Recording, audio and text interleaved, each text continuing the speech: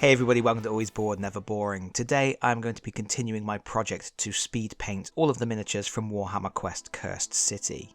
And today I am working on the Deadwalker zombies. As I have mentioned in a previous video, I have been having a lot of difficulty finding a good way to do zombie flesh using the Army Painter Speedpaints, so we are going to be cheating just a little bit in this video.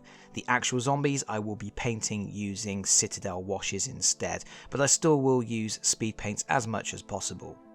And I am on record as saying that I really do not like these zombie miniatures at all. I am hoping that once I have some paint on them, I will start to like them just a little bit more. But anyway, we begin as normal by spraying these miniatures with Army Painter Matte White as our primer. And then we can begin, and the first thing we want to do is paint the zombies' flesh. And for that we will be using Reichland Flesh Shade from Citadel, and I'm going to apply this over all of the skin areas. Reichland Flesh Shade over white I think is a really nice pale skin tone, which works really well for zombies. Of course we will layer it up with some other colours as well, but just as a base skin tone for a pale rotting creature, I think it looks really good. And I'm not being overly careful here, I'm just applying it to all of the skin areas. If there's a bit of overspill, it doesn't matter too much. The end result for these zombies will be quite a sketchy style of painting anyway. Next I'm going to use lead belcher, and I'm just going to paint in any metal on the miniature, and that's just going to make it easier because once I start applying the other washes, those washes will colorise the metal, providing all the recessed shading and highlighting for me. Because of the way I am painting these miniatures and because of the risk of reactivation that can happen sometimes with Army Painter Speedpaints, I am going to paint any clothing that I want to paint using Citadel paints as well. And I'm trying to keep everything dark and dirty, so I'm going to be using things like Steel Legion Drab and Xandri Dust. However, I've moved straight onto Seraphim Sepia because I am leaving the dress on this miniature white, and I'm applying the Seraphim Sepia over the skin but also over the clothing, and I'm doing this in a haphazard manner. I want blotches of different colours and tones. We are after all painting something that has been in the ground rotting for quite some time. It's going to be dirty, it's going to be blotchy, nothing's going to be clean here. And then I'm switching to Athonian Camo Shade, and I'm doing the same thing again. This is being applied in a blotchy manner over the flesh and also over the clothing. And because of this application of several different washes that go over the clothing as well, that is why I am suggesting painting the clothing using Citadel paints instead of speed paints. But I guess it's up to you at the end of the day. But anyway, I'm applying this obviously to get a green, rotting, mouldy coloration on this miniature. I've painted lots of zombies this way. I'm always quite happy with the result because you do get a very putrid looking skin tone. But of course, we have to use some Agrax Earthshade. If I'm using Citadel washes, I'm not going to leave out Agrax. And it's mainly going to go on the hems of the skirts, the ends of the sleeves, things like that. Things that would have dragged the most in the dirt. But of course, because these creatures have pulled themselves out of the grave, we can apply it anywhere we want, anywhere where we think we want some darker tones, some more mud. But mainly, I'm applying it into the darkest recesses and on the hems and ends of the clothes.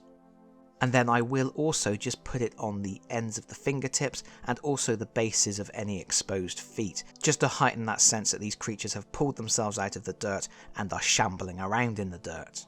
Next, I'm just going to do a bit of cleanup. I'm using matte white, and I'm just going to overpaint any areas where there has been an excessive amount of shade spillover. So there was a little bit on the hair here, some of the roots that are going through the miniature and the stake itself, they need to be cleaned up as well. And this is just going to help the Army Painter Speedpaints to do what they do best, because that is what we are moving on to now. We're using the Speedpaints at last. And I'm going to start with Gravelord Grey. And this is going to go over the hair. I have used Gravelord Grey as a hair colour on a number of miniatures now, and I think it looks really nice. But also, of course, Gravelord Grey is very good for colorising stone, so I'm going to use it on the gravestone on the back of the miniature as well.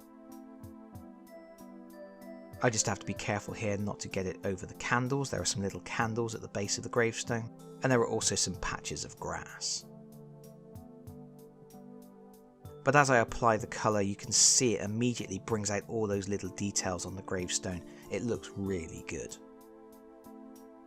Next we're going to Hardened Leather, one of my favourite colours from the Army Painter Speedpaints range. I'm going to paint this over any metal areas that haven't already been painted by the Citadel washes, and I'm also going to paint it on the stakes that go through the zombies, and also the planks, the bits of coffin that are still attached to them.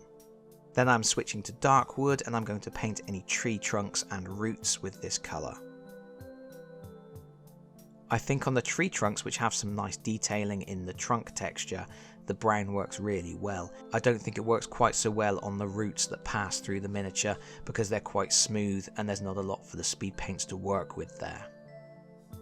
But nevertheless, we will paint everything else that would be brown or wood on the miniature with the dark wood colour.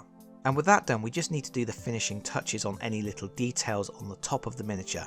For example, we have some little tufts of grass here. I'm going to use orc skin. Orc skin is a very bright green. It doesn't really look like a natural grass colour, but I really do like the little bit of pop of colour that gives. And I've used it on quite a few of the Cursed City miniatures.